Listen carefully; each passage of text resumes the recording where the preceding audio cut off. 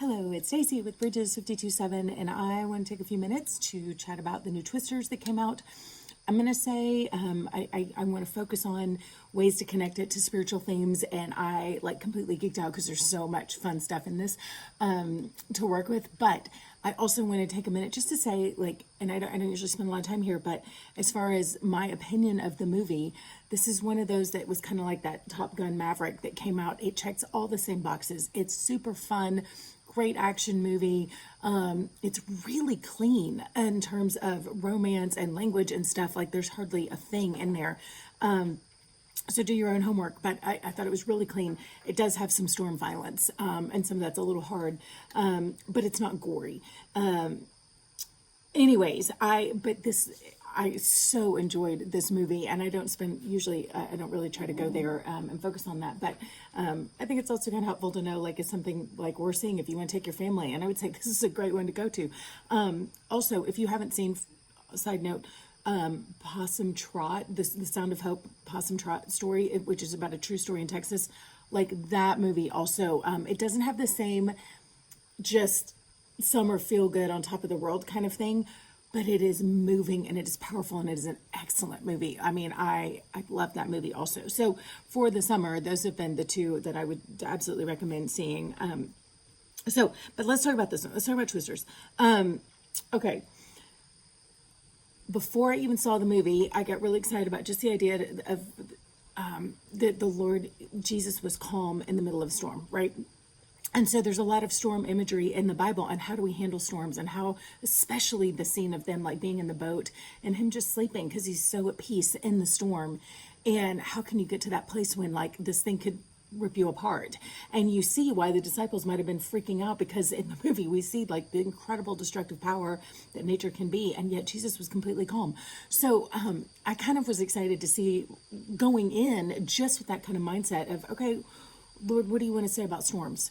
What do you want to say about being at peace in the middle of a storm?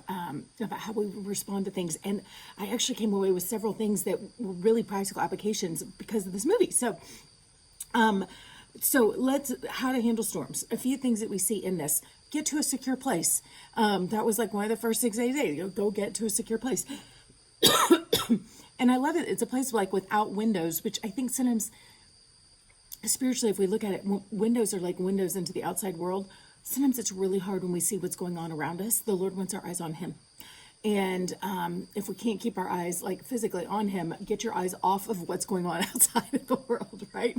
Get your eyes off the social media, off all the windows into the world, into other people's worlds, into the storm, whether it's jealousy that you're looking at, everybody else has this and I don't, or you're looking at things that you are afraid of, whatever it may be. Get away from windows. Obviously in the physical, it's for different reasons, but I think in the spiritual, there's an important truth there also. But get to a strong, anchored, supportive kind of place. But the Bible says that the name of the Lord is a strong tower, and that those who run to it are saved. So I think there was a great parallel there. The next thing, go low. This was really interesting. Hey, oh, my puppy's being naughty. Hey, no, ma'am. No, don't do that. So go low. When the storm was really bad and they're trying to get to shelter, but they haven't made it yet, especially, they had to get low and crawl. And if anybody got up and they didn't stay low, it was easier for the wind to get underneath them and to catch them up. So that lower center of gravity to the ground was protection. And I just think spiritually, there's such a protection in going low and praying and kneeling before the Lord at that humble posture, whether it's, and it's both, right? A posture of humility, but also actually just prayer and dependence on the Lord. So if you think of going low in terms of humility or in terms of prayer, either way, both, there is protection over that, and that we don't get caught up in the swirl around us. So in Philippians 4, he talks about bring your prayers and petitions to the Lord, and the peace of God, which goes beyond all understanding, all comprehension, will guard your heart and your mind. So if you want to guard your heart and your mind, you've got to go low in prayer and in humility. And the next major kind of how to protect yourself in a storm was to anchor down. They have these trucks with drills that would anchor into the ground. I will say I thought this twister did a lot better job of like they have goggles at one point. I remember the first one going, you couldn't like have your eyes open and something like that. It'd be hard to see all the dust coming by, you know? So they did a few things in this one that, but the other thing is like anchoring their trucks and doing some things that actually showed a little more like common sense practices, you know? Maybe a little more realistic. They may not have anchored deep enough in the movie for what they were facing, but that principle of anchoring down is important, that God is our anchor in a storm. And I would even say that we anchor into his promises and his character. And so is it 2 Peter 1, where he talks about God has given us all things that we need for life and godliness through the great and very precious promises, through his promises, right? So we have these things through his promises, but if you don't know what his word says, you don't know what his promises are, you don't know what his character is, what can you anchor to? You have nothing to anchor onto. So the things that we anchor onto, I would say, are his character and his promises.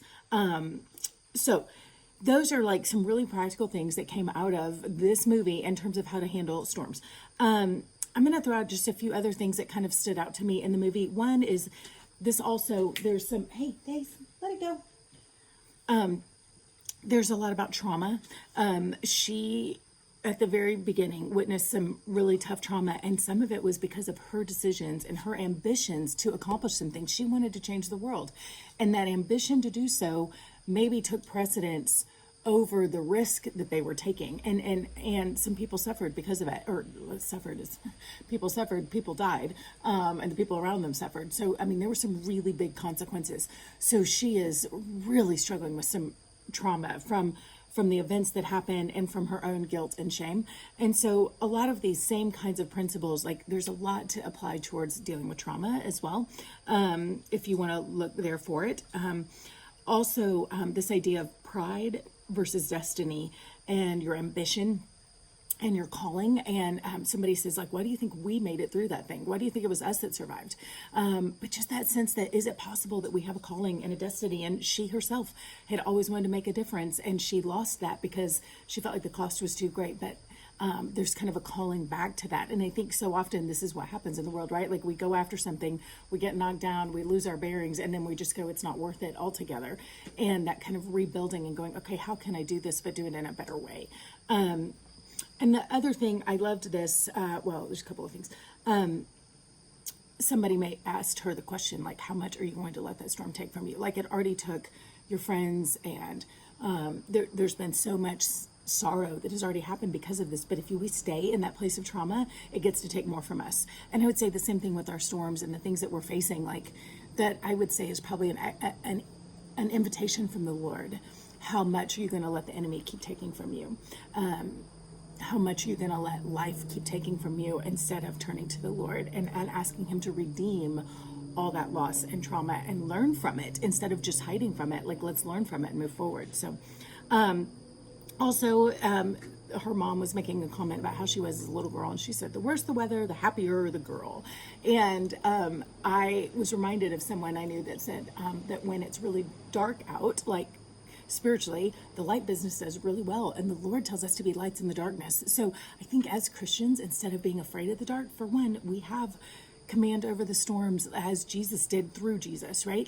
And we have his promises that his promises that we can survive the storms, that he will be with us, and all these things that, anyways, I'm going to get lost in the woods. But all that to say, there's all kinds of things that the Bible tells us for storms, that they should not affect us the way they do other people, that he'll redeem anything that, Daisy, get down off the table. Sorry. No, ma'am. So, anyways, that we as Christians ought to be able to embrace that the world is getting darker because we know the light.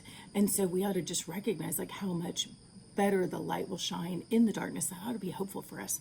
And the final thing, I love this, that one of the guys makes a comment that when you love something, you spend your whole life trying to understand it. And I think that applies to anything, right, that we love. But as believers, like, I hope that will begin. I hope that it does characterize my life of Christ, but it also is a challenge to me. Like, do I really love him? Am I spending my life trying to understand him? Or have I gotten to that place where I'm coasting and just assuming that I understand him? Because I would say the Lord is a lot like those storms. In in the sense that they are hard to understand. There's so much about the weather that they for all they know, there's so much that they don't know, and it was still a mystery to them. It was still bigger than them. It was unwieldy and powerful, more so than they are. No matter what they could do, the storms are still bigger, right? And so, pumpkin. But I think the Lord also, I love that C.S. Lewis quote that he is not a tame lion, right? So as we understand that the Lord is infinitely bigger than we can understand, like we can't just coast in our understanding of him. Like we have to, if we really love him, we keep going deeper. We keep struggling to understand. We keep pressing in. We keep pressing into the mystery of Christ, and that's a joy to do so. So, so many great nuggets in this movie, but it's just really fun. But you talk about like an easy thing, whether you see it or not, an easy layup to have some conversations with people is just ask, like, okay, this movie's all about storms and how you handle storms. How do you think that, like, are there some practical applications for how you handle storms from this movie? Or, what kinds of storms are you facing? Just asking people about their life and what are the things that they're scared of or the things that they're facing in their life that are maybe too big for them. So my dog is just joining the video. So no, Pumpkin, come here. Come here. You want to say hi to people? Go ahead, miss. Yeah. This is her little training collar that we have not started really using yet, but we're getting ready to try to work on some better manners, huh? Yeah. Okay. So, Stacy and Daisy, we're signing off.